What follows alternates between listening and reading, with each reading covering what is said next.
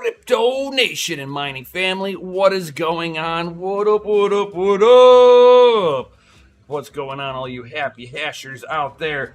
What's going on, Tech Man? I see you in there. And first in line on that Chizity chat, Golden Wolf, he's like, these YouTube images are messed up. Huh, that sucks. What up, Wheeling Crypto? Good evening to you too. What up, everybody? Got to see Crypto Bedell in his house, dropping that F. Hey, what's going on, Rude and Jason the Tiger Osborne? What's going on, all you awesome people out there? Yo, yo, yo, yo! Hope everybody's having a great beginning of the week. Rude's already going, it's beer time. Yo, I've got the beer mug, but it's filled with that high quality H2O. So what's going on? I hope everybody didn't miss me this morning. I woke up with my neck and trap just jacked. I slept funny. Popped my neck a little bit. Released some tension. Hopefully I can work out tomorrow. If I'm unable to work out tomorrow, I'm making an appointment with my chiropractor to help loosen up whatever it is that is pinched off and it's not happy. It is not a pulled muscle. It's just like, I don't know. It's just feels like I'm, like something stuck. Very weird feeling. Very weird sensation to wake up with where you're like, oh God, what the hell happened?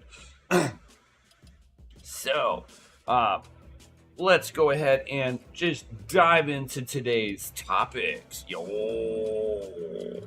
So, if you guys are looking at those Radeon Pros, here is a rare look at one, guys. Yo, check this out. So, AMD launched a number of Vega 20 models, including a workstation data center and even gaming cards. Easily the most recognized SKU in the Radeon 7 family.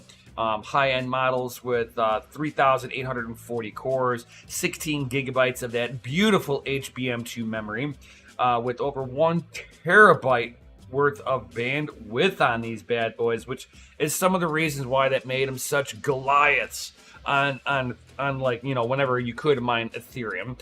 It was still making a Goliath even on Ethereum Classic, but because of all the ASICs that are on there, they have been outmaneuvered by basically efficiency of power utilization. They just threw enough chips at it with low enough power that it basically made the HBM2 memory no longer like the king for mining, Ethereum Classic at this point. Sucks, but it is the lay of the landscape. So the company made several other Radeon based on the Vega 20, such as the Radeon Pro 7, a workstation variant of a non-pro version, Radeon Instinct MI50 and MI60, featuring 3,840 CUDA cores, cores, and 4,096 cores, respectively. So these, if you're able to find one of these, if it was something that, if memory based, this card would be delicious to have. But because in the mining space, not too many of the more profitable, or at least semi, where it's going to earn you the biggest amount of yield, even if it's not in, terms of profitability quite yet. Memory-based algorithms are not a thing at this point, unfortunately. I've heard of grumblings of one that might be able to utilize some memory, but that's about all I've heard, some grumblings. And even then, I would kind of question validity of projects coming out, trying to utilize just the AMD cards. I would like to see it, but I'd also like to see that same project have some usability outside of, hey, we've got a place for your AMD GPUs. No, it cannot be just a mineable coin and that's all it's, the one-trick pony. So if you guys are looking for workstation cards and stuff like that, this one looked actually kind of interesting to me, just because you haven't seen a Radeon Pro 5 version with all five. Um, so very interesting layout of how this thing even looks like, the amount of power coming in. You can tell this is a workstation class card. Connectors are at the back, which would make it much easier to plug this into a server case. It definitely looks like it has a bridging port on there, so that you can basically, do almost like their variation of an SLI bridge. I'm not sure exactly. I've actually never deployed any of these before.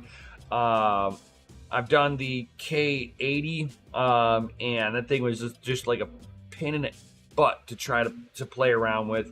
Mined for nothing. It was like the worst mining card ever that I have ever touched, for the amount of power that it was utilizing. But with this particular card, I know it would be a little bit more power efficient. The HBM2 memory modules surrounding the VGA core. You've got the power rails. Part of the power rails, like I bet you these two power rails at the bottom right into this section here are going to be for your HBM2 memory. And the rest of this is going to be your core and your uncore. This board mainly derives of power rails to supply the behemoth die that they got here. But if you're into, workspace rendering or AI development, this will be a card that you're going to be definitely wanting to get your hands on. The single precision compute is around 13.5 teraflops. Memory reads at about 6,614 megabytes per second. However, if the screenshot that's right here, it's showing that it's getting up a lot higher.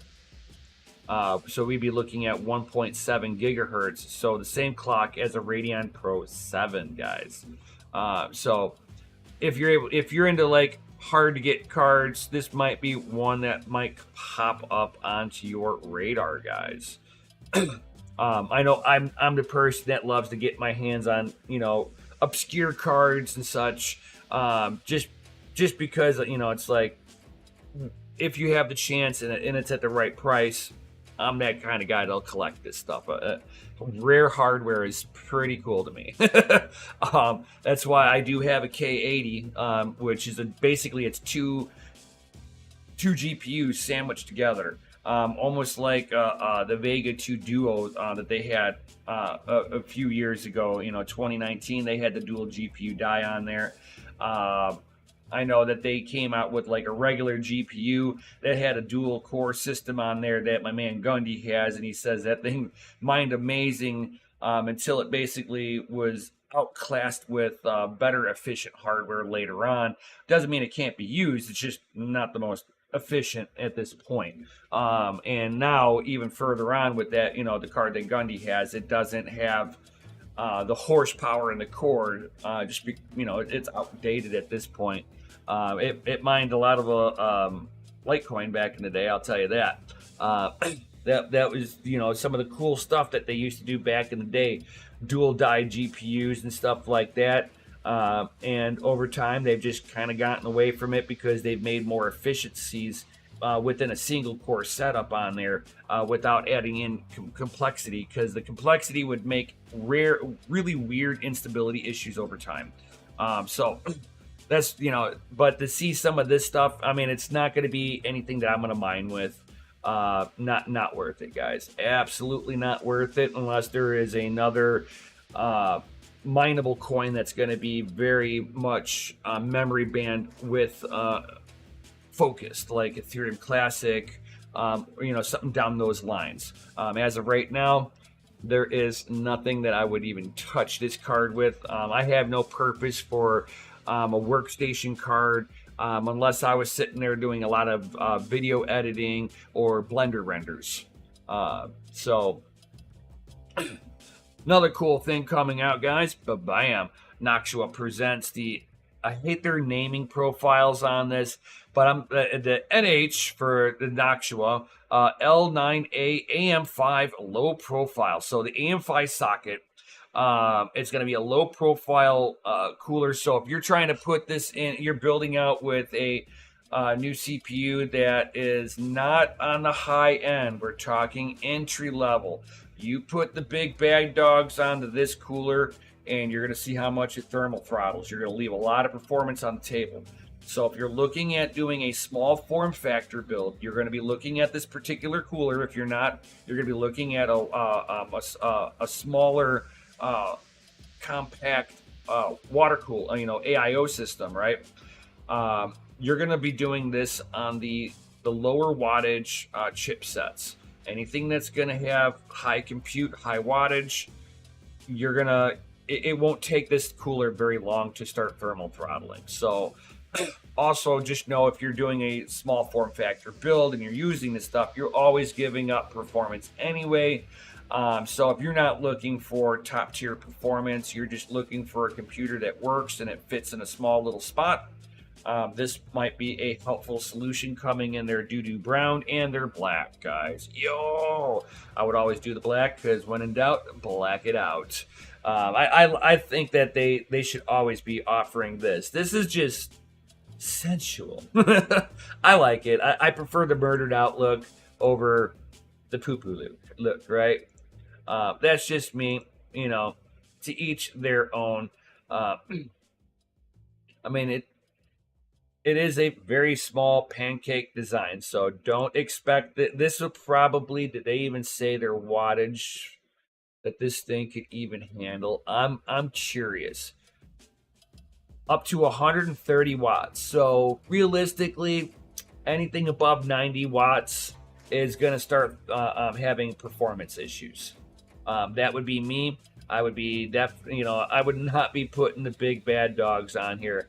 I'd be putting like the 7600, the 7600X onto it. This way I know I'm not wasting money for a smaller cooler. That's just me. If I'm, especially if you're wanting to overclock it, you're going to need a bigger cooler, or you're going to go AIO. Period. It's good for a media-centered PC. That is true, Patrick. I mean, but you're not going to sit there and you're not going to need to go for a 7950X or a 7900X CPU to go underneath this cooler. You can do that with a 7600X and be absolutely fine. You will not notice the difference. So, I mean, I completely agree with you, Patrick. 100%. Media center, perfect. Streaming, you might, if you're streaming out, like you're doing video content, you might see some struggle town with that cooler. But for, I'm sure it'll be at a decent price. And again, for somebody who's trying to make a smaller form factor build, this is absolutely perfect. I've actually been itching to wanting to build a small form factor. They're just a little pricey for what they for some of it. But I have been looking into it. I will do a small form factor build. I'm not just, I got to have a purpose for it before I build it. So yeah, we'll have to see. We'll have to see. But yeah, I mean, for what they're going to be charging on there, $50 for that cooler, to be expected. I mean, they're the Noctua fan themselves, usually you're $20-30 on that, plus the an aluminum fin stack. That's probably the cheap part. The fan's probably where they're really charging the most on it. But whatever. And if you're doing it in the blacked out version, prepare to shill out an extra $10 for it to be all blacked out. Yay! Like, when I have some time, I want to make a media machine. Nice. Yeah, fucking, if you make one, post it in the RigPron section. Love to see it. It's like my two neighbors are out getting the snowmobiles ready for the snow tomorrow. My sleds have been ready. All I have to do is just splash gas and go.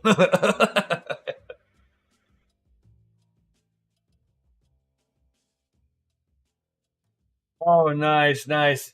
Bro, if you do it, I definitely put pictures in the Discord section, my dude. I want to see it.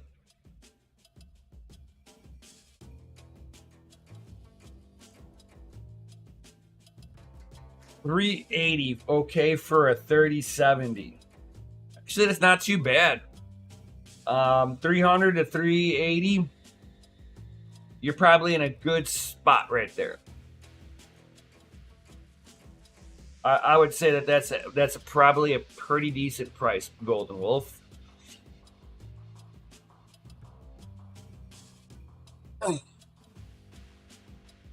You know what? And here's another thing that just kind of irritates me with Nvidia sometimes. Nvidia GeForce, their new 3060 Ti with GDDR6X memory has been tested. So we definitely have numbers coming out. So the old it's the new 3060 Ti is still on the GA104 GPU die with the same amount of CUDA cores, 4,864 CUDA cores.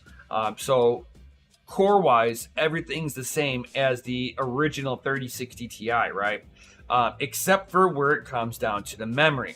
The old 3060 Ti got just regular GDDR6 memory, non-X, 14 gigabytes per second. Where the new one gets the GDDR6X version at 19 gigabytes per second, which means that the theoretical bandwidth has increased from 448 gigabytes per second to 608 gigabytes per second. But this comes with a small power kick, which would be to expected with a better modules on there. So you go from a 200 watt TDP total board power to 225 watts. So you're going to see a little bit of a uptick of performance that, NVIDIA did not feel that the original 3060 Ti buyers prospectively deserved.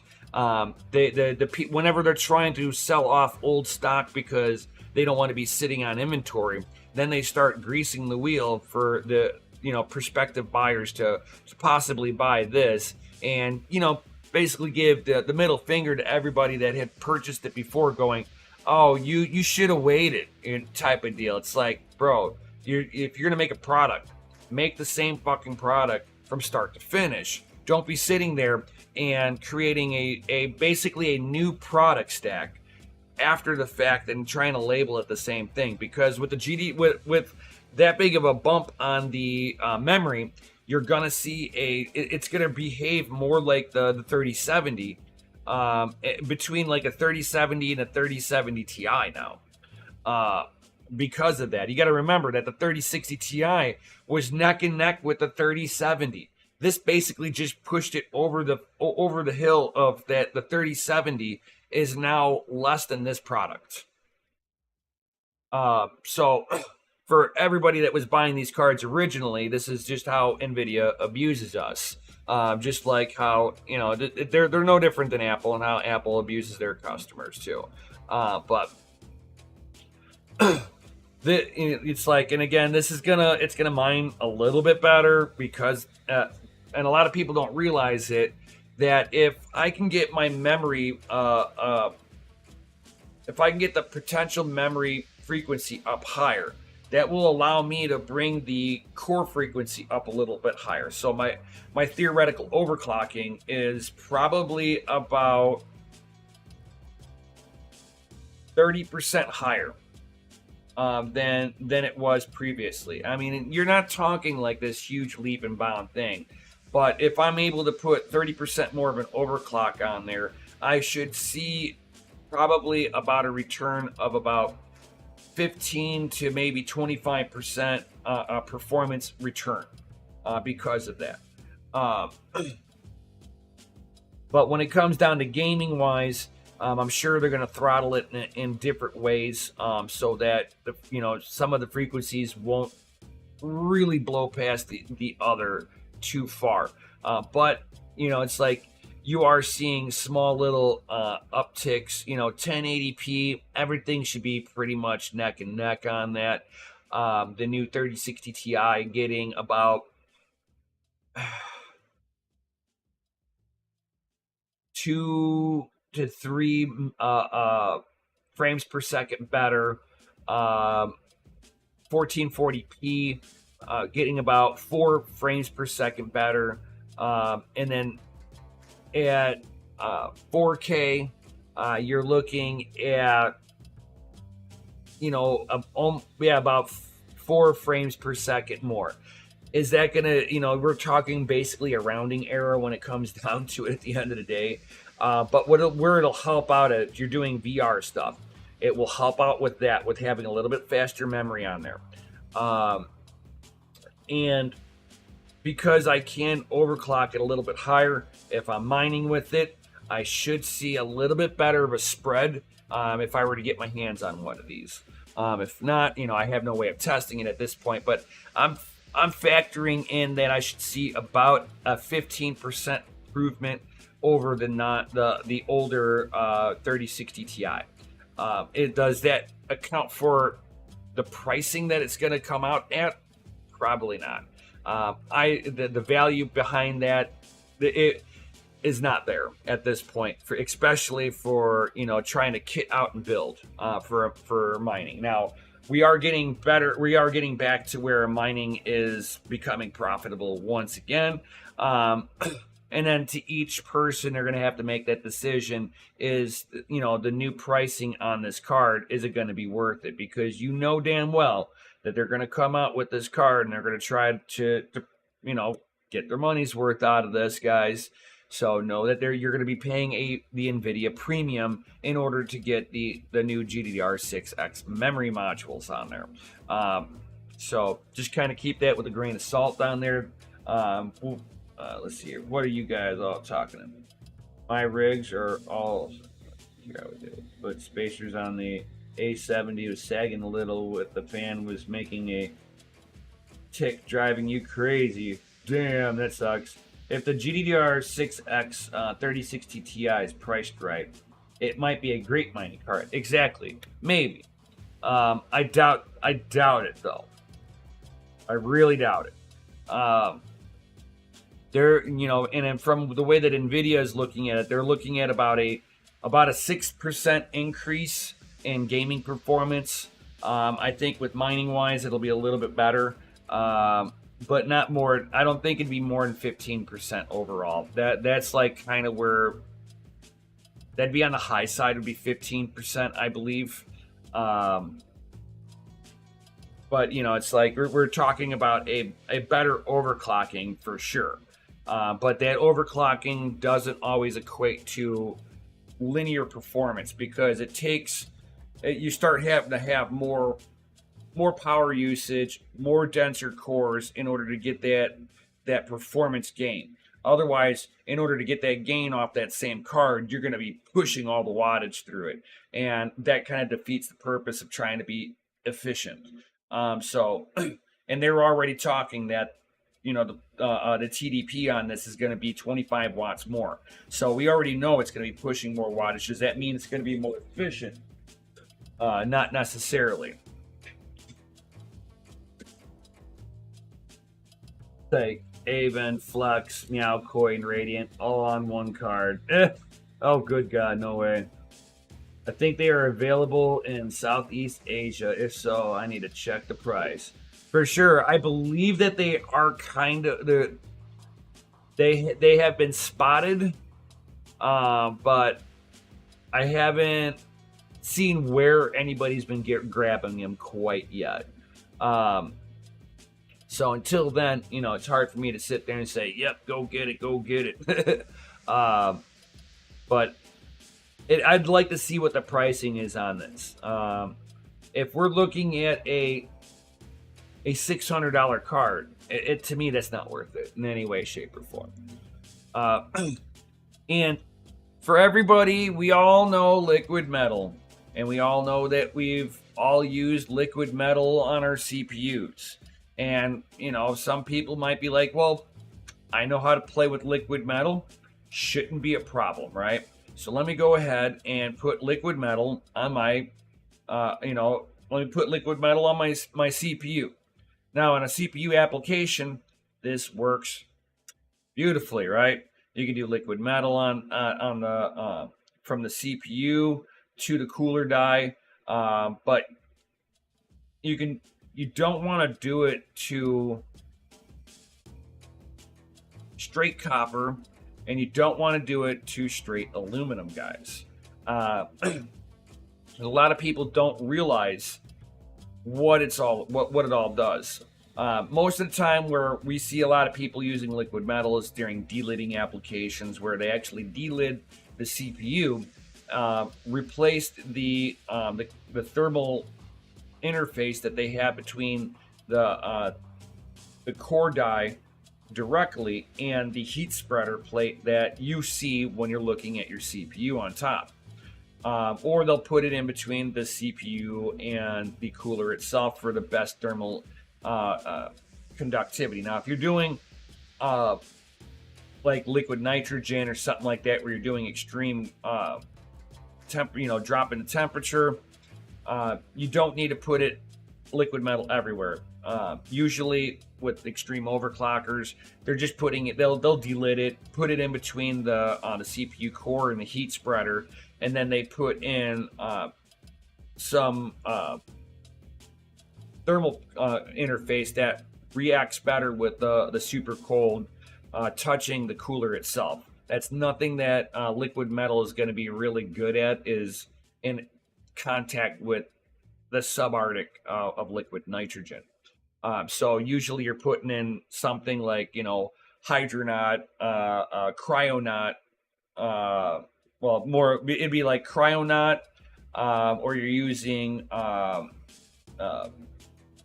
Kingpin's thermal interface, which that stuff's beautiful for, going subarctic, sub-zero. You're talking 100, 100 degrees, minus 100 degrees Celsius. And this stuff resists cracking and stuff. Oh man, this stuff's amazing, but it doesn't work that well with the higher temps. So if you're using Cryonaut with your CPU and you're wondering why, oh man, I got kind of shitty performance than I did before, it's because Cryonaut's not made to go in the other direction. It doesn't like to be sitting at normal GPU or CPU temperatures because it's designed to go cold and resist cracking. It tries to stay in a liquid form in all states. So the warmer it gets, the more liquidy that stuff gets, and the less it's going to keep contact. So that's why it's not very good to be using the subarctic stuff in normal applications.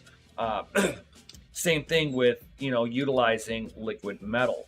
Liquid metal might be great in a lot of applications, but, it's like I will warn people to not utilize that stuff on your GPUs, guys. I've seen it on GPUs before. I have never seen it on a GPU long term. The two cards that I saw, that they were 2080s, 2080 Ti blowers, and somebody decided to put liquid metal, they put Arctic silver, which it's not liquid metal, but it's conductive.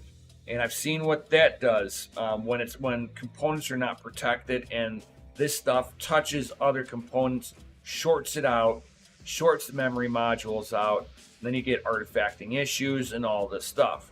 Well, DeBauer, if you guys don't watch him on YouTube, it's a shameless plug to him. The man knows what the hell he's doing. He's a good, very smart individual that goes through a lot of testing to try to get down to the bottom of issues. He came across this. Well, bam, that's the cooler, and that's the GPU side. Now, the person who applied this did a great job. There's no application error. This red stuff is protective coating onto it so that he's protecting any of the power rails or chokes that are around the VGA core. So putting the liquid metal down on here was absolutely of zero consequence. There was nothing for it to come in contact with that it could have shorted anything out. So from this aspect, the job was done very well. Unfortunately, can anybody tell what it is inside a liquid metal that could have ate away at the aluminum? Does anybody know in the chat, guys?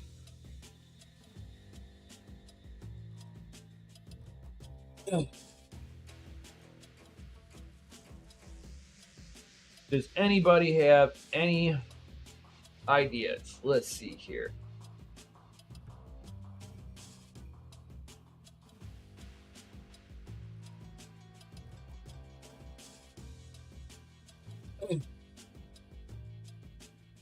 All right. So since nobody has an answer on that, has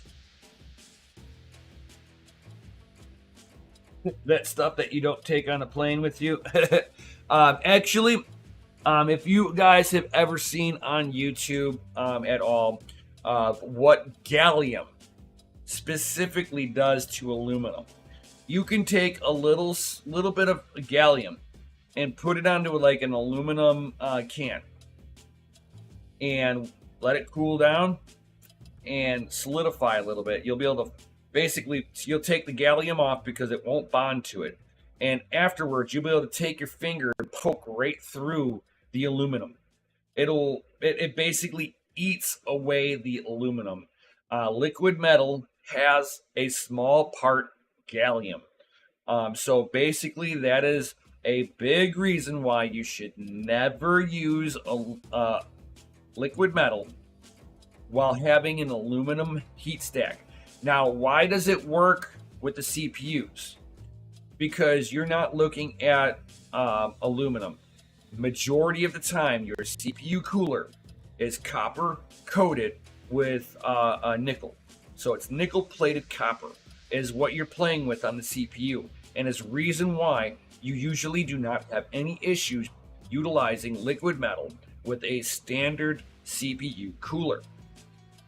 Now, if you had a standard CPU cooler that had a copper on there, it would degrade the copper and start helping create the copper corrosion and start pitting it.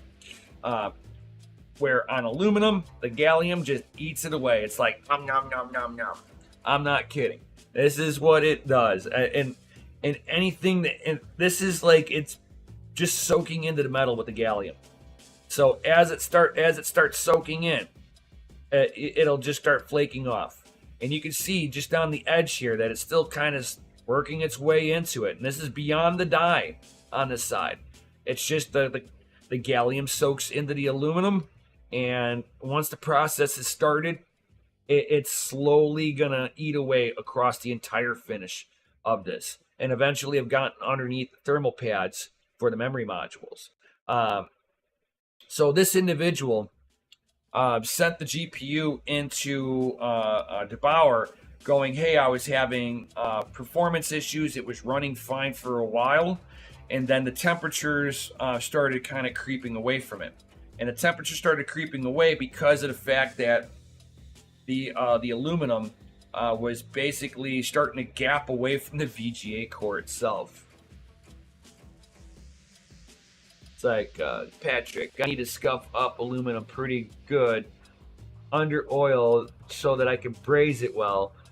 If you don't do it under oil and allow it to oxidize, then it turns shitty and black, and that from the rod contaminates. Yeah. If you're trying to sit there and work with it, yep. I haven't worked too much with aluminum itself, but I do know that aluminum does not play well with gallium. So what debauer ended up doing was he ended up grinding out the section and redoing it, trying to cut just below where the gallium had soaked into the aluminum. And then he had to basically shave off the feet, the same amount that he took off of here, so that he had the proper compression back onto the VGA core, and was able to resurrect this. So this was him remilling it. And again, he has to get underneath where the gallium touched. And you know, it's like he was able to save the GPU. There's nothing wrong with the GPU itself. The worst case scenario, if the cooler was unsalvageable, you know, it's like here. I didn't realize I didn't have it over on the screen. But this was him milling off the gallium contamination off of it. This is whenever he had kind of finished it up on there. And there was nothing wrong with the core itself, nothing wrong with the GPU. The GPU was running, operational, just thermal throttling. So, you know, it's like just because, you know, you find one that was done like that, as long as somebody took the steps that this person did, which was initially putting that conformal coating, that red stuff that you see around the VGA core, that is the reason why this GPU did not die, guys. This GPU was fine. There was nothing wrong with it. Outside of they did that, and they put thermal paste over the power rails, which is kind of it wouldn't be the way I would have done it, but you know, if the card was running and operational very well, you know, you wouldn't have noticed any difference on it. Very interesting stuff. Very interesting, I have to say.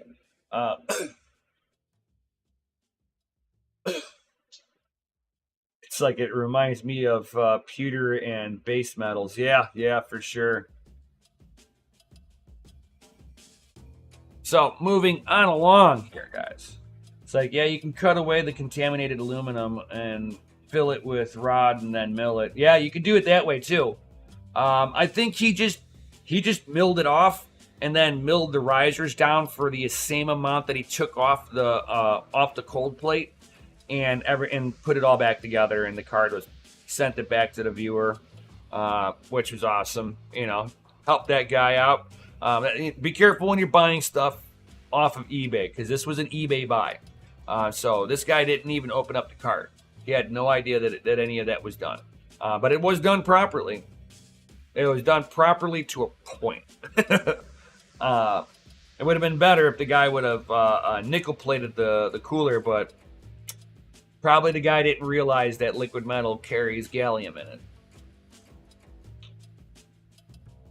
And if you guys are utilizing Binance, be careful out there, guys.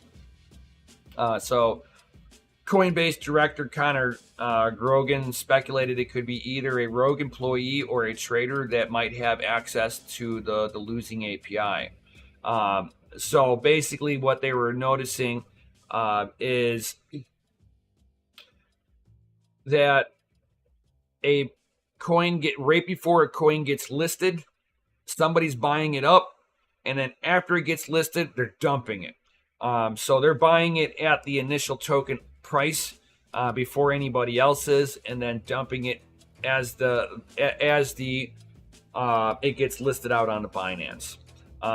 So the insider trading charges were believed to be the first involving cryptocurrency, and now another set of wallet addresses with transaction history linked to the Binance listing has raised the suspicion. Connor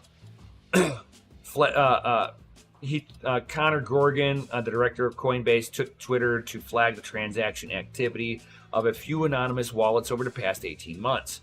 The anonymous wallets allegedly bought multiple unlisted tokens minutes before the listing announcements on Binance and then dumped right after the announcement. The first such instance came from the RAR tokens from these wallets bought 900,000 in Arari seconds before and dumped minutes after listing. And this pattern just kind of has been seeable for a while with a few other listings. I've heard of this suspicion kind of coming and going for the past couple of years when it comes down to Binance. Another wallet had bought about 78,000 ERN tokens between June 17th and the 21st, and sold right after the listing announcement. A similar token dumped was observed with the Torn token, one that were mentioned where the wallets bought thousands of these tokens and sold them right after the listing. So it definitely looks like Binance has a bunch of insider trading going on, which is not very good for the, us as the consumer. If you're looking to buy some of these poop coins, right? You might be buying it from somebody who scalped them, and you're basically fluffing somebody else's pocketbook because you're utilizing Binance. And like I said, this is not the first time that they've had suspicions of Binance. Either somebody attached to an employee with Binance, or somebody that has some access with some of the employees in Binance, or even an old API hook to be able to get in on the back end like an ex-employee. So careful with dealing with Binance, trading with them. I know with the US side of it, we don't get all the tokens available to us. But for anybody that's outside of the United States that does get the full Monty of what Binance offers with all of their tokens, be careful, guys, with any of their new listings that they might be.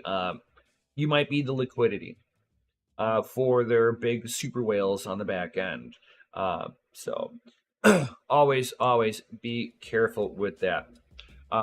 Central Africa Republic eyes legal framework for crypto adoption.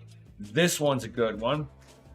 We're going to see a lot of these impoverished areas that have been getting screwed over by the United States dollar. Our petrodollar has been screwing them for quite some time, oppressing let's be real about it. China, Russia, every big country, including the United States, has basically been looking to keep Africa oppressed, so that we are able to pillage all of their resources. Africa is very much a resource-rich country. They have all the fixings to becoming a superpower. But because we have every one of these big global governments suppressing Africa, Africa is a third world country because of it. If they would sit there and give the central banks the middle finger finally, we would see that Africa would be a very, very powerful country. What was it, last year or the year before? They found the world's largest gold nugget. That gold nugget would feed most of Africa for the next couple of years. That's just showing that there is a lot of resources trapped underneath that earth in Africa, that every super global power has been entrenched trying to battle for it. And it looks like China is starting to prevail with that one. That is true, Tech Man. That is true. But it's like you gotta hope that at some point in time that the people will prevail in Africa, and the people will put in the right people into their government that will make basically Africa a much better place. Right now, corruption is big, even in a lot of the island countries. Corruption is huge, guys. We're starting to see some of the smaller island states starting to clean up their own government. Hopefully, this is something that is showing that they're going to be cleaning up their government too. The Central African Republic, developing the country in Central Africa, is setting up 15-member committee for drafting a bill for use of cryptocurrency and tokenization in the region.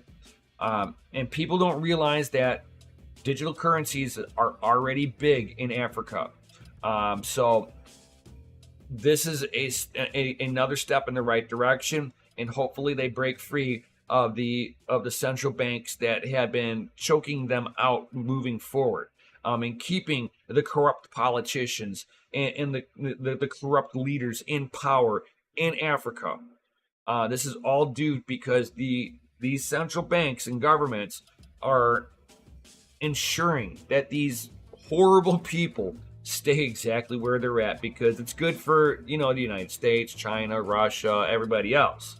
They don't want Africa to be a competitor, because that might screw everybody over. And I say, bring it. I will always sit there and hope that this is a step in the right direction with this point. As long as that they're looking at Bitcoin as being the base foundation of it, that will be a good thing. Now, they're going to be offering other cryptocurrencies out with it, but as long as Bitcoin is the core on there, they will be going in the step in the right direction. I know a few people out there that are big Bitcoin proponent people out there that are been pushing for adoption of Bitcoin out there, and have been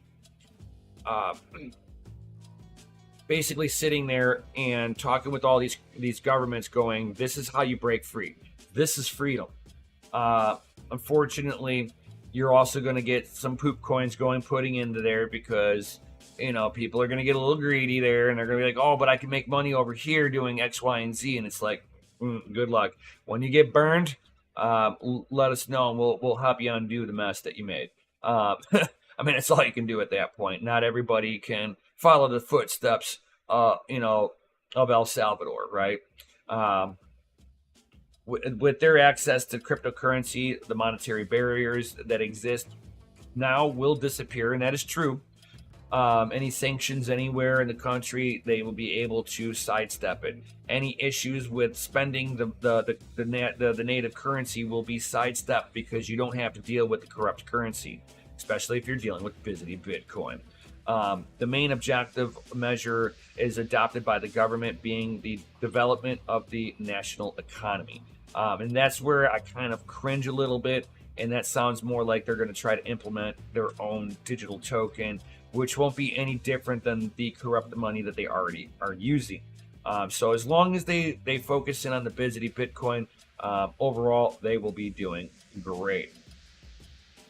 Wakanda forever. Yeah, exactly. But, it's like, we'll have to see how this one plays out. There are big Bitcoin proponent people out there, so hopefully they can help shape the direction of this bill into a more pure direction, and start to try to get away from using Cardano out there, because Cardano is another shit token that is basically taking value out of the country. Cardano is not there to help Africa in any way, shape, or form.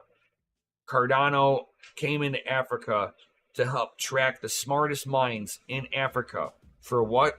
So corporations can come steal them. They're going to basically, Cardano is being used as a talent extraction. Not something that I want to see in any country ever. So hopefully this will solidify that Cardano is no longer being utilized, and Bitcoin's the way to go moving forward. Yo, that's the one can only hope, right? And then check this one out, guys. So there are a couple of crypto banks in the United States, and it looks like they were taking out U.S. home loans. U.S. home loans banks lent billions of dollars to crypto banks to help them stay afloat. $13 billion. Why? Because they think they can do what to Bitcoin is what they do to the dollars. I'm sorry, but there is not an infinite supply of fucking Bitcoin, and if you're putting your Bitcoin into a third party, you expect that they're gonna fucking steal it from you. These people basically sat there and lent out the Bitcoin that was being put into their banks, because just like a bank, you put your money in a bank, it's no longer your money. It is in the banking agreement that you have with your bank, that you put your money in there, you become a debtor, a creditor to the bank. So if the bank goes belly up, they just owe you money. And if they go bankrupt, well, good luck. You know what I'm saying? You basically lose your money, you get nothing. And basically, there is nowhere for a crypto bank to go to get a bailout. They're not a standard bank, even though they're following the same bankers' laws that everybody else, that all the other banks have to follow. But it's not like JP Morgan's going to come in and bail them out. They'll bail out Bank of America. JP Morgan will bail out Bank of America. JP Morgan will bail out a community bank, but it's not going to touch a crypto bank. So they had to go to a smaller banks. So Signature Bank and Silvergate Bank, the two banks in this article, borrowed over $13 billion from the federal home loan system. I don't know how that works, but that sounds like fraud. I don't know how they're sitting there getting home loans for another bank.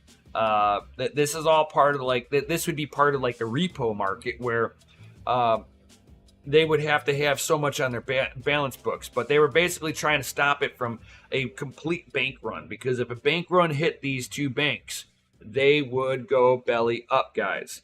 And that would be that would be FTX taking a hit, Signature Bank taking a hit, Silvergate taking a hit. How badly of a drawdown would it have been if they didn't borrow the $13 billion to cover their bad positions of them loaning out money? So they basically took the shitty system that's already been in place and tried to smother it onto fucking Bitcoin. This is why I tell people, if you're going to put your money into a bank, just stay in dollars. It is way safer. And this way you're not encouraging these fraudsters from operating in this space. So I'm be interested to see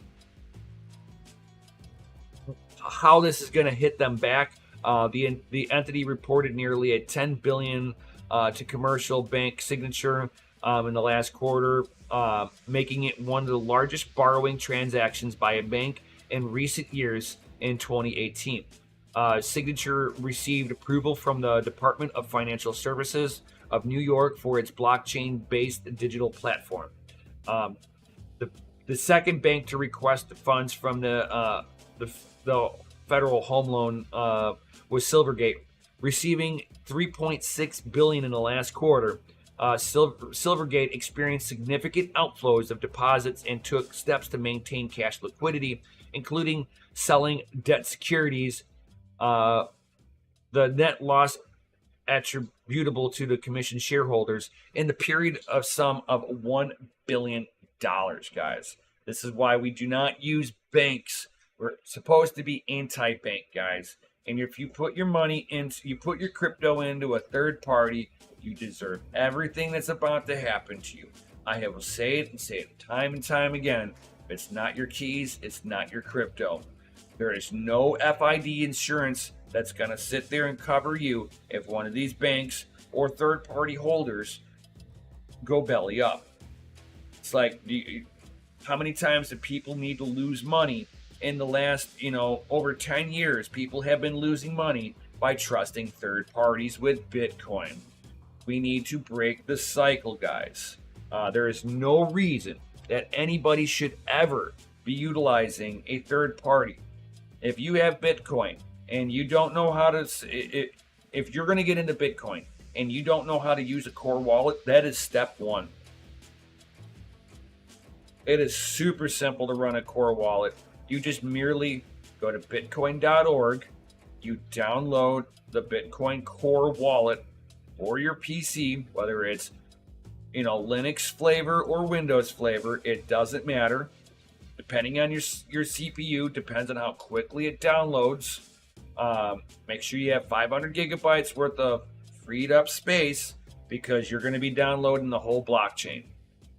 This way you can verify for yourself that you own your own Bitcoin. You have the private key to your own Bitcoin. You can put your private key onto a USB device that you encrypted yourself. You don't need to trust Ledger, Trezor, any of them, because you have your own private key. Once you have a private key, you can do whatever you want. Encrypt your wallet always. This way, if somebody happens to get that private key, they can't do anything with it because they need to know your encryption. And it's super easy because Bitcoin Core Wallet will encrypt natively. All it is putting a password in. The bigger your password, the more secure you are. Of course, you know.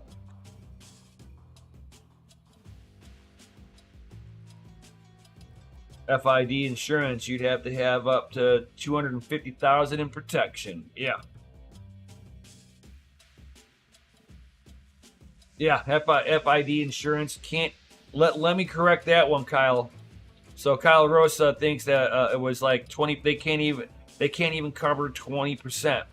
They can't even cover 10%. The only people who will get covered is the 1%ers. That is it. When Greece's economy collapsed, the bank shut down, and overnight, the wealthiest people pulled their money out overnight. And then in the morning, the regular people came to the bank being closed. Cyprus Bank imploded, and the only people to get their money out was the wealthiest people in the country. That will be the same here in the United States and any other country utilizing a central bank system.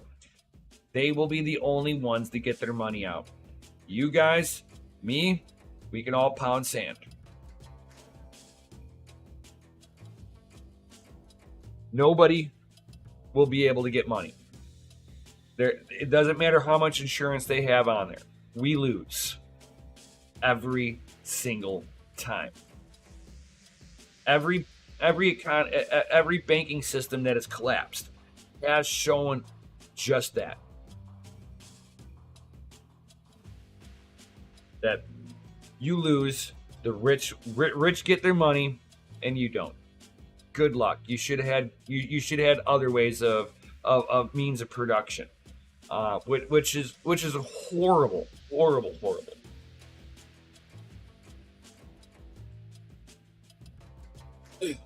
And just as horrible, the Davos launched blockchain project aims to speed the SWIFT of stable coins and CBDCs. So we can see that the top wealthiest people still want to control. They want to now control everybody's money, and what any government can and cannot do. You want to see woke policies happen?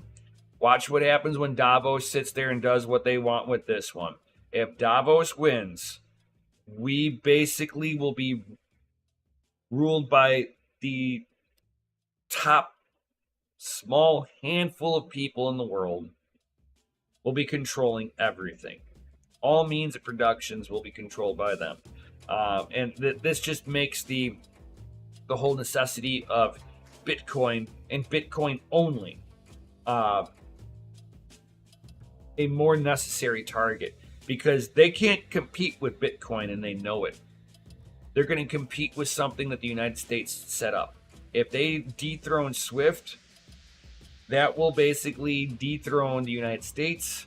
And once the United States has been properly dethroned, we turn into a third world country. That means our labor gets cheaper and asset prices go through the roof, guys. All in the same time, the United States is having less kids. And it sounds stupid, but if you don't have new workers coming into the ecosystem, means of production, even with less people, starts becoming more expensive. Unless they have the machinery to be able to do it for you. You know, complete robots. We ain't there yet, guys. We are a far way away from that. So this is going to be something that's going to be really interesting, that we're having less workers being born. Japan just basically hit its all-time low. Last year they had 800,000 new kids get born, right? To be where they should be, they should have had somewhere around 35 million newborns being born. So now Japan is an aging economy, and now they're starting to ring alarm bells, going, Japan's going to implode here if they don't figure something out.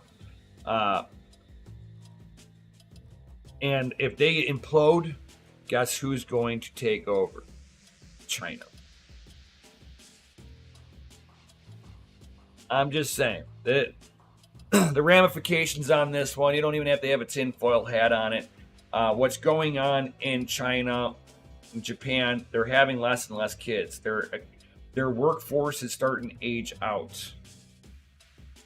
It's starting to happen here. We're about to watch like a really weird economical impact happening very soon here, guys.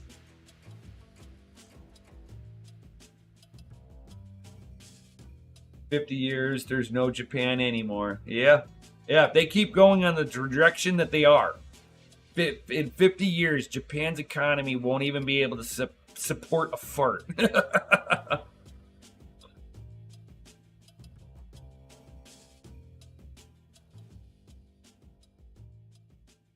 Few weeks, no world anymore. Yeah. Yeah, China has no green rules. They don't give a shit. Their water is barely drinkable out there. Fucking, it's got so much toxins in the fucking water supply. Like, there's people getting sick just washing their clothes.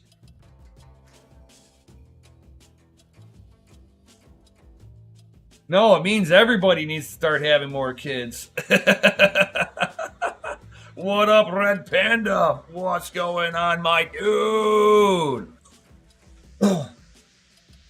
But yeah, we're gonna be seeing like the small little impacts like this happening to each economy. We're gonna watch, as Japan their economy starts aging out.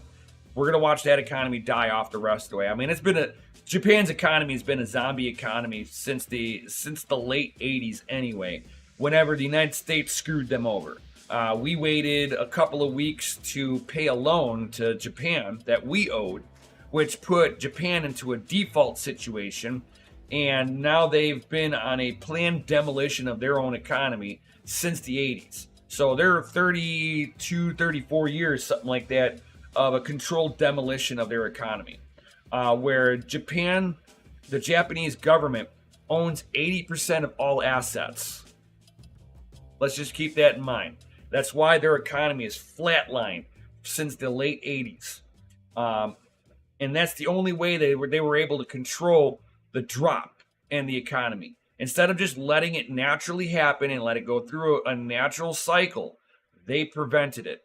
It's going to happen here in the United States. It's going to happen in Canada.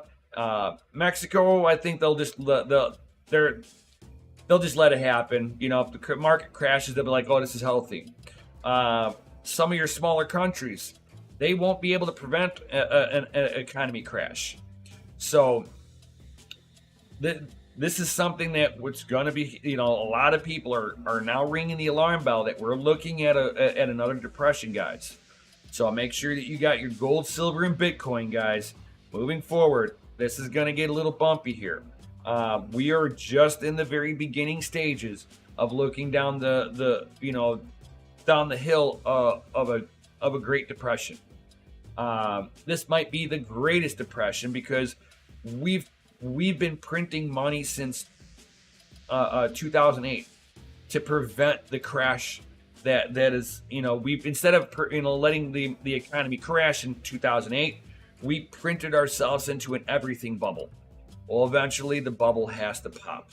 It's been trying to, and they keep putting more money into it.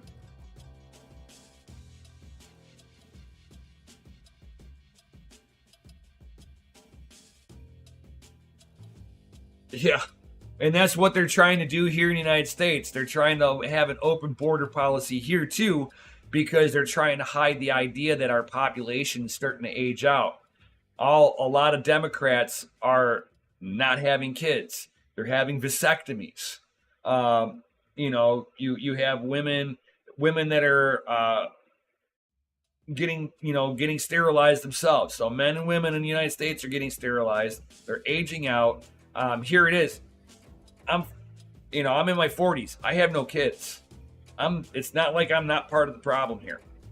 I just, I've never got into a position where I wanted to have kids, and I did not want to raise a child the way that I was raised. I did not have a good upbringing, so that's a story for a whole different time. But it's like, people need to realize that as a population starts aging out, it starts producing new issues. Germany has already gone through this issue. If you go into Germany's production plants, they are super simple enough that an 80-year-old person could actually operate the stuff. It's all push button. It's all labeled. Step 1, press button. Step 2, press button. Step 3, press button. Take device, push forward, hit next button. You know what I'm saying? Like, it is as simple as can be, because the population is aged out in Germany to the point where the means of production is getting really hard. The Audi facility and the Porsche facility for where they produce the cars, they've actually revamped it so that the older population can still work there. Let's just put it that way. It's gonna get worse. The only step that they can do is start trying to get people to start having kids by giving them benefits and tax breaks and stuff like that to make incentives that having a child is not going to freaking bankrupt you. The way it is today, you have too many kids and you're basically broke, habitually broke. You are bankrupt. If the slightest little thing happens, you're screwed. They're going to have to sit there and start creating it to where it's not punishing people for having kids like that is now. But I don't see them changing course anytime soon. So the problem will eventually come to the United States. It's already here. But with open border policies, they can hide some of that, unfortunately.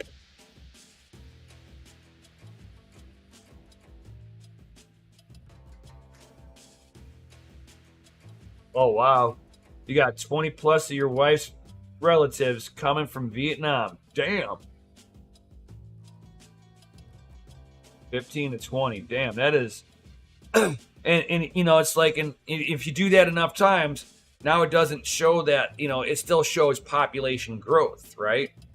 So it's a dual-edged sword. You can only shuffle around the population so many times before there's not enough to spread around.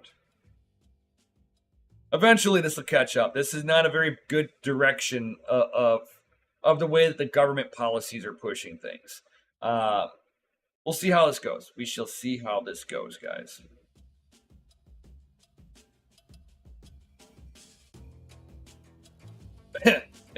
Patrick is Rude is like, okay. Rude's like, if you have 4 kids where he's at, you get 1,200 euro from the government per month. Damn. And where's that money coming from? That's universal basic income. That's basically you're printing money to give it back to the people, which is making them more poor every single month. That's disincentivizing people, because what does it matter if I'm getting $1,200 extra a month if the price of feeding 4 kids plus myself and my wife is up $1,300 a month. That means at the end of the month, I'm losing $100.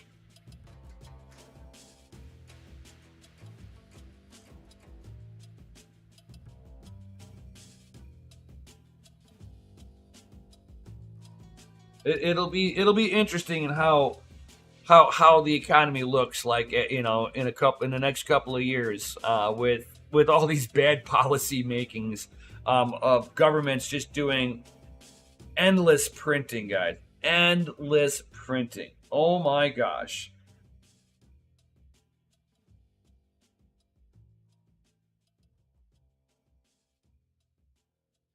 Universal basic income cannot work where the government doesn't produce any products that makes value.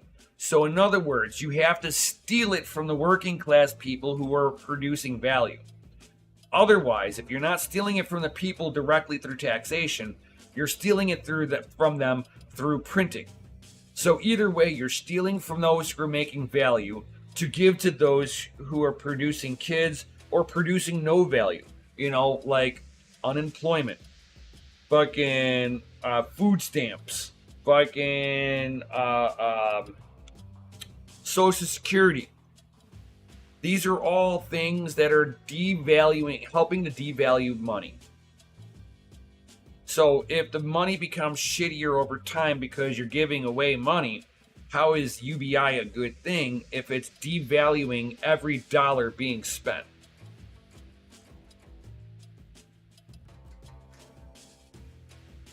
That would be my case on it. I don't think UBI is a solution in any way, shape, or form, because UBI also disincentivizes those who go onto UBI, because the way that every government does UBI right now, they go, here, good day, and walk away. It's not, oh, what did you do today to earn your UBI? So I mean, if I'm working my ass off and I'm making $1,200 a month, and I see my neighbor, he's got just as nice of a house and he's getting UBI, why should I work? That's going to be the argument. Why should I produce value if my neighbor has the same fucking things I do and he gets UBI and doesn't work? He sits on his bum all day long for $1,200 a month. And let's say that's all it took for him to live a month, right? Let's just put it out there. Let's say that's the magic number. And I've got to work, 160 hours in order to earn the same value. I've got to bust my ass for 160 hours a month for what he's getting for free while playing video games all day long. How long until there's nobody working? And if nobody's working, that means the roads don't get fixed. That means there's nobody working at the hospitals. And there's nobody being a dentist anymore, because you've just disincentivized anybody from working. That's why the whole communist aspect, it doesn't work, because you have to you cannot spread it to where everybody is even. You have to be able to reward your hardest working person. You have to be able to reward your innovators. You have to be able to reward people who made a gamble that paid off for a company. If you take away the incentive factors, you got a whole population of people who don't work.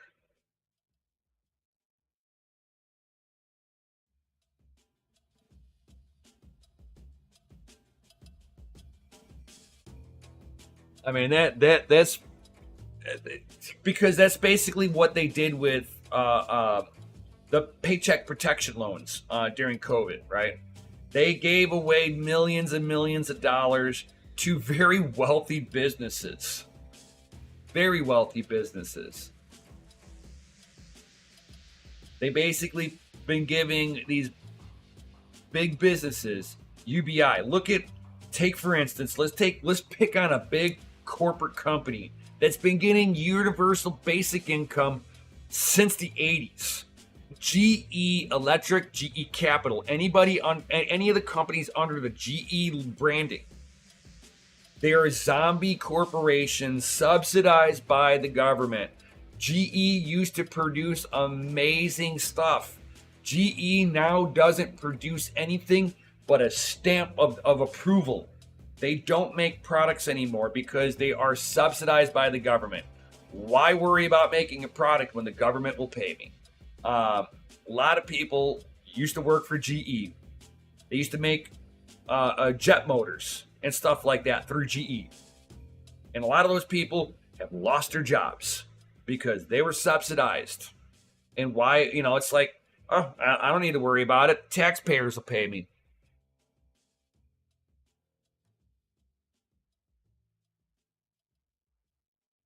Oh, yeah. It's like you will own nothing and be happy, right? That's going to be the future. Why do you think these politicians don't care that there's tent cities now? Because that's the new low income housing. and what they're gonna you don't see them trying to help any of those people out there. They're putting up fucking drug clinics, so they can go get drugs, free crack pipes, free needles. They're not helping these people. Universal basic income that they gave out during COVID was FU money to shut up. That's all it was. And as that money got spent, everything got more expensive. Why? Because people didn't earn the money they were spending. And as soon as that money flooded into the market, assets and goods, services, everything has to go up to accommodate the free money. Why? Because if I get free money, I can charge you a little bit more because, it's not your money you're spending.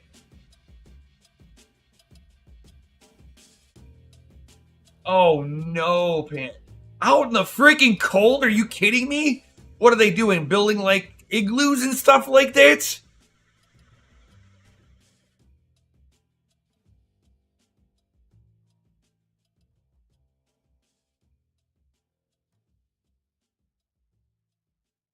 Yeah, Rude. I'm looking at like getting myself some chickens too. Getting myself some yard birds, growing my own veggies. Mm.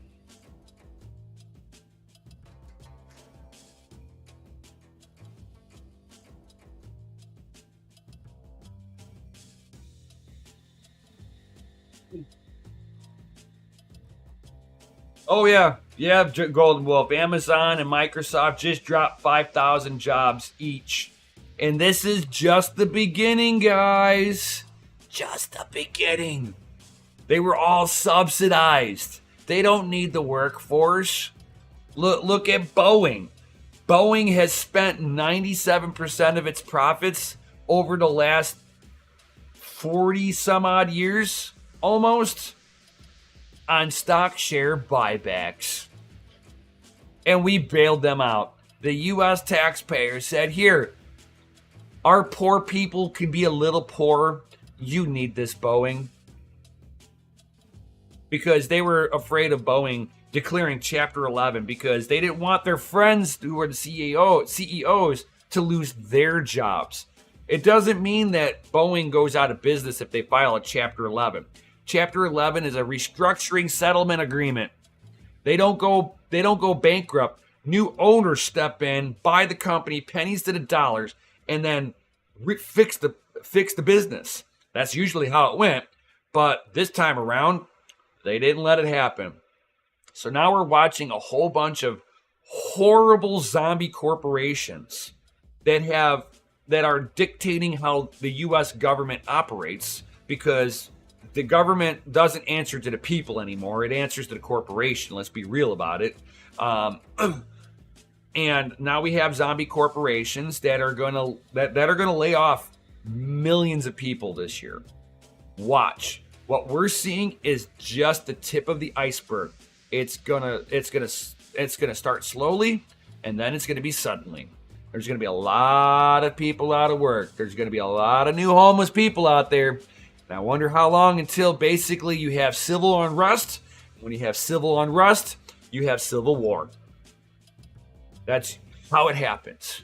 And we're seeing that breaking out in many, many countries where the people take to the streets. They're pissed. They know where they're angry at, and they go right after the government, and then they burn it down. That's what we've been seeing in other countries, guys. It's gonna happen here. It just depends on what that proverbial breaking point is for each country that you guys live in. Depends on, how far can the government push the people before the people say, you know what, I've had enough. And the government needs to realize here in the United States that the U.S. was founded by rebels, and there's quite a few of us still left.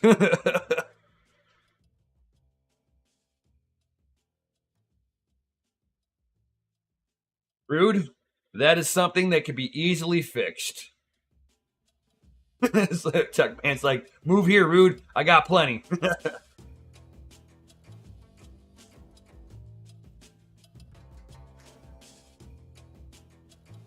It's like, don't start the war. No, I won't start it, but once it's started, I'll be a part of it. I will help overthrow the government and fix it. I have no problem sitting there and saying that the government in which we have today here in the United States needs to be disbanded and made new. Fresh new. Same Constitution, because the Constitution was actually amazing, but we need to take off all the amendments that our crooked government over the last 100 years has put in.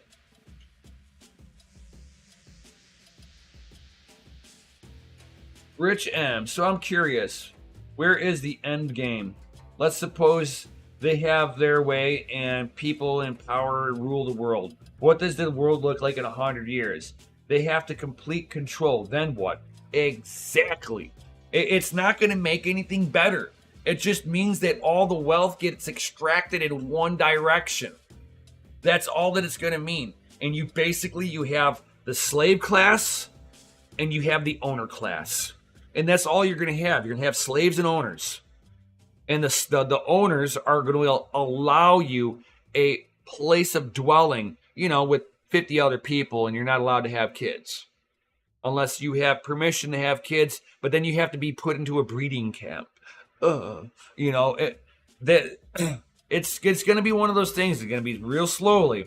And they're going to sit there and like, oh, they were okay with this. And it's going to be like, the proverbial frog in a pot of boiling water, right? At what point does the frog actually jump out? That's going to be the big key. Because we're seeing pushback in other countries. I don't think that they're going to be able to have that rudimentary control that they think they can have. At some point, the people will wake up. Hopefully. I hope. Before we're all, basically plugged into the Matrix.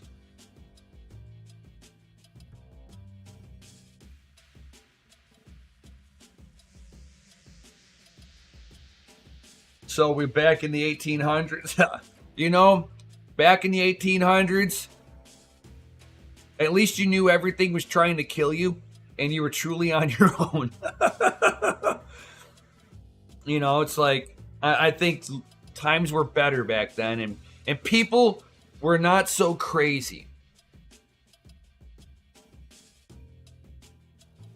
Okay.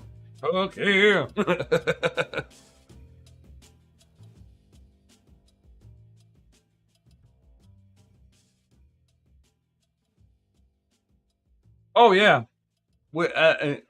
there's many things of evidence saying that Dolly was not the first sheep to be cloned.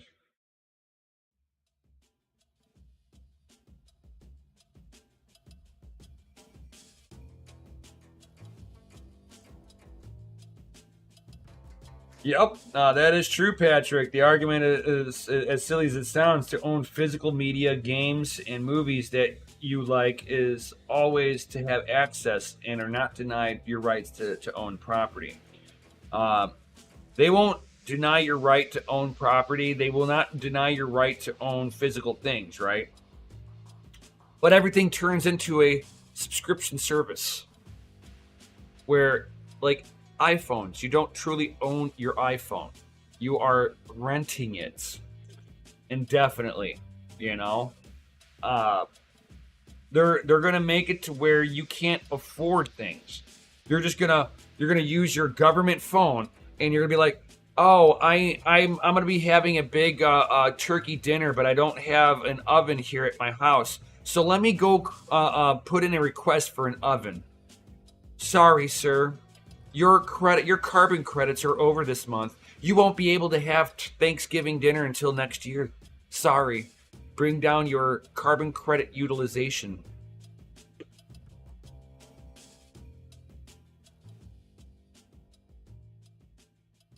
Give me that AAA Albert clone beef. No, thank you. I will not eat cloned material. Sorry, not happening.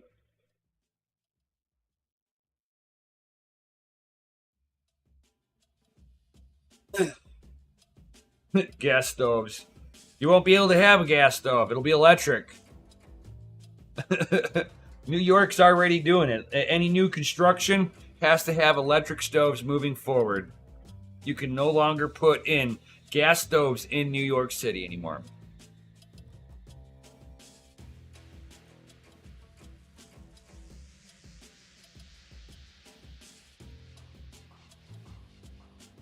They're not, how can I put it? These elites, these crony capitalist elites are old money.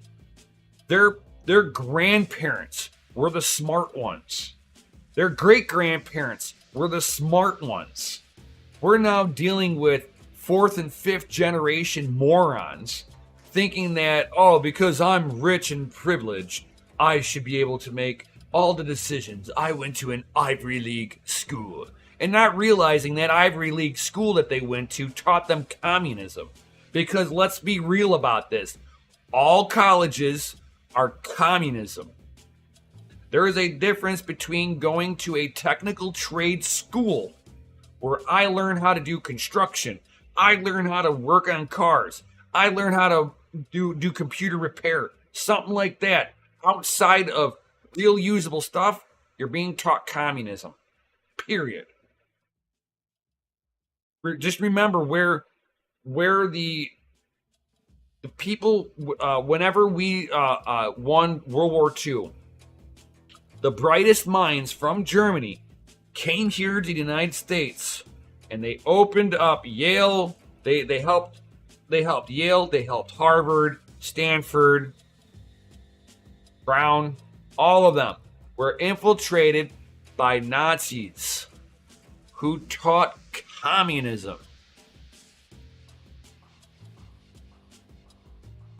It took them from, the end of World War II to destroy America all the way up until today. So it took that much time to screw up America with their communism. It used to be all you had to do is graduate high school. This way you had your basic necessities met, and then you just go and find a good paying job. Go be a factory worker. Go be a construction worker. You can learn on the job. If you knew how to read a ruler, if you knew how to add and subtract, you were good for 90% of the jobs in America. Well, we outsourced all those jobs to become the world's reserve currency. Now we're seeing the effects of that in America, where there's no means of production here, and now people are losing jobs in record numbers.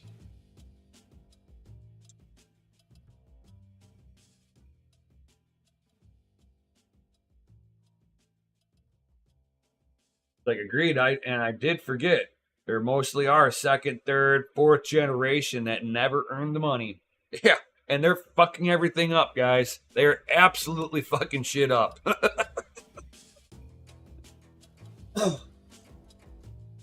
So it has been an hour and a half, guys. I got on my little soapbox here. Thank you, everybody, for being here. Definitely smash that Lizzie like button if you like conversations like this. I enjoy having conversations like this because I find that having an open conversation like this really helps just get the knowledge out there to all of you awesome people out there. This is, a healthy conversation like this, whether I'm right or wrong.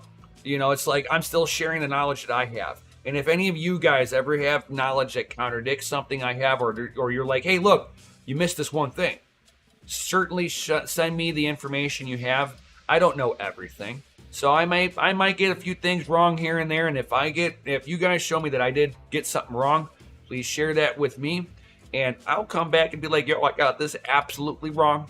This is, I did not have this information sitting in front of me, did not even know this information existed. So, I mean, but that's how we all learn. We share this knowledge out and have great conversations like this. And thank you, Rich, for bringing up the little bit of a rabbit hole of a conversation we had here. And you get random people that'll make a comment and be like, "Oh man, that got me going."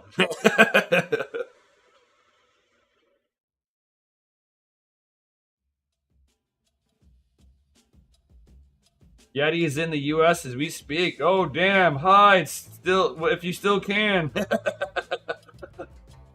So thank you everybody for being here. You all rock. You guys are the reason why I do this each and every day. Hopefully my shoulder and my trap here won't be jacked up, and I'll do some working out in the morning like I usually do. I woke up and I must have slept funny because I had a kink in my neck, and I'm like, yeah, I'm not working out today. I'm not, that's usually how you hurt yourself, is you're like, oh man, I tweaked myself, and you try to work out on top of it. No. You're gonna take it easy. So, oh my god. Oh my gosh, yeah, that, wonder how many knee pad marks are on the carpet. How often do they have to replace the carpet from it being wore out from those knee pads? So, all right, guys. Definitely, if you're new here, subscribe, hit the bell notification, all that good stuff. If you are wanting to have your mining rigs hosted at the facility to get you into profitability a little sooner than anybody else, join the Patreon, get into the pseudo hasher tier, get onto the VIP waiting list. We are hopefully going to be closer here soon on getting more power into the facility. Everybody drop those FAs in the Chizzity chat, as I see a bunch of you guys already dropping those FAs, because you guys are rated F for freaking awesome, guys. Yo! And love to have you guys be a part of the community. Check out the links down below. I have a Discord. Love to have you be a part of it. Be a part of the Patreon. Definitely get into the pseudo hasher tier, especially if you want to have us host your rigs at the family mine. Love to have you all be a part of it, guys. And with that being said, peace out. Stay savage. May your hash be high and your watts be low. And I'll see you on the next one. Yo!